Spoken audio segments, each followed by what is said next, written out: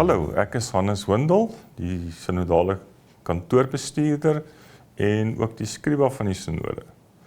Ek wil graag 'n bietjie gesels oor die kerkraad, die kerkraadslede se verantwoordelikhede, waar dit inpas binne die kerk en dan uiteindelik oor hoe ons moet omsien na ons leraars. Op verskeie plekke in die Bybel word daar gepraat van die gawes van die Heilige Gees. Interessant genoeg sê Paulus in Efesiërs hoofstuk 4 dat die Here gawes gee aan die kerk, herders en leraars vir die opbou van die liggaam van Christus.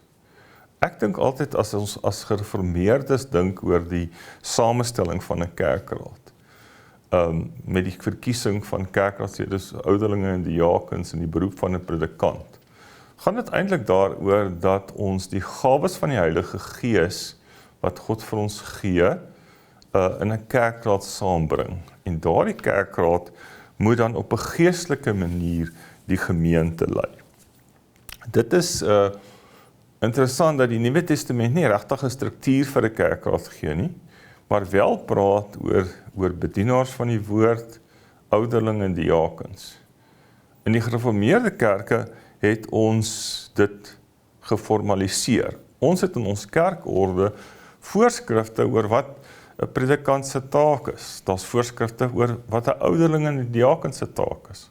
Hulle het 'n taak binne die gemeente wat hulle moet verrig, sê nou maar die toerusting van die lidmate, of die leiding van die gemeente, of die verkondiging van die evangelie en toesig daaroor, of soos in die geval van die diakens, die spesifieke ding wat diakens moet doen, is om te kyk na die verligting van die nood.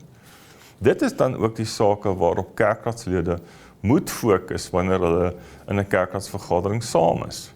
Hierdie fokusse is belangrik in 'n gemeente, en gaan dus nie net oor die rol wat 'n ouderling en 'n diaken in die kerkraad vervul nie, maar ook uiteindelik hulle dienswerk binne die gemeente. Hoe hulle besig raak om aan spesifieke aspekte van die bediening in die kerk deel te neem. Die predikant het natuurlik ook sy of haar rol wat hulle moet vervul.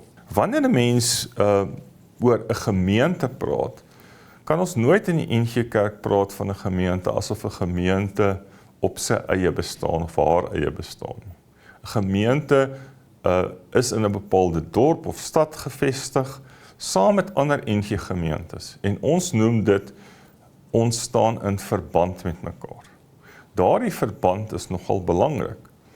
'n Kerkraad vergader gewoonlik 4 keer per jaar. Maar 1 keer per jaar kom kerkrade bymekaar van verskillende NG gemeentes in wat ons noem 'n ring. Kerkrade vaardig afgevaardigdes na die ring toe, en hierdie afgevaardigdes is gewoonlik die predikant of die bedienaar van die woord in die gemeente en minstens 1 kerkraadslid per elke predikant. Dit is belangrik om daarop te let dat as 'n kerkraadslid of kerkraadslede afgevaardig word na die ring toe, hulle daarheen gaan met 'n geloofsbrief. Die geloofsbrief sê dat die persoon of persone wettig aangewys is deur die kerkraad om die kerkraad te verteenwoordig, maar dat hulle daar moet optree en besluite moet neem in die lig van hulle eie oortuiging in terme van die Here se woord. Uiteindelik word gemeentes deur die Here Jesus regeer deur sy woord en gees, en dit doen hy deur sy gawes, die kerkraadslede, die ouderlinge, die diakens, die dominee, wat 'n ringsitting bywoon, net soos wat hulle by 'n kerkraadsvergadering bywoon. Dis baie belangrik om daarop te let, dat die werk van die ring is net soveel die werk wat deur gemeentes gedoen word. Gemeentes kom saam om saam oor die werk van die Here, die uitbreiding van die koninkryk van God, in die groter geografiese gebied waar al hierdie gemeentes gevestig is, saam te praat. Kerkrade het 'n verantwoordelikheid, ouderlinge en diakens saam, om te sien na hulle predikante.